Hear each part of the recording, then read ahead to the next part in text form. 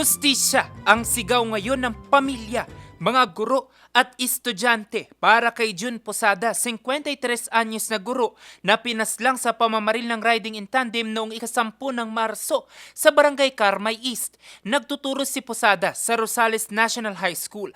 Pauwi na siya sakay ng kanyang scooter ng tambangan at pagbabarilin ng mga hindi pa nakikilalang salarin.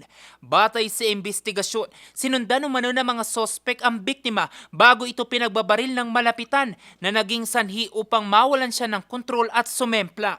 Na-recover sa lugar ang mga basyo ng bala mula sa kalibre 45 na baril. So as to the motive, ma'am, may tinitignan po kaming anggulo. Kaso nga lang hindi ko pa po masabi dito on air sa kadahilan ng ongoing po yung investigation po namin.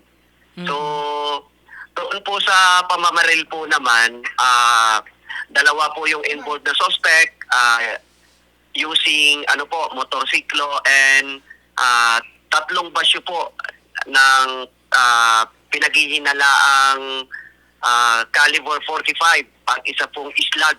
Isinugod pa sa ospital ang guro ngunit idineklara rin itong dead on arrival dahil sa mga tinamong tama ng bala. Agad namang tumakas sa mga salarin matapos ang insidente. Nananawagan po ako sa aming kababayan lalong-lalo na po dito sa bayan po ng Rosales. Lalo na po doon po sa mga nakasaksi o nakakakilala doon po sa mga perpetrators na wag po kayong matakot o mag-atubili na makipag-ugnayan po sa aming himpilan upang sa agarang ikakalulutas po ng kaso ng pamamaril sa Barangay Carmay East po, Rosales, Pangasinan po. Samantala, nakuna ng CCTV ang mga sospek na sakay ng motorsiklo na kasalukuyan ng sinusuri ng pulisya upang matukoy ang kanilang pagkakakilanlan. Patuloy ang investigasyon ng mga otoridad upang alamin ang motibo ng krimen, kabilang ang mga anggulong may kinalaman sa personal na buhay at trabaho ng biktima.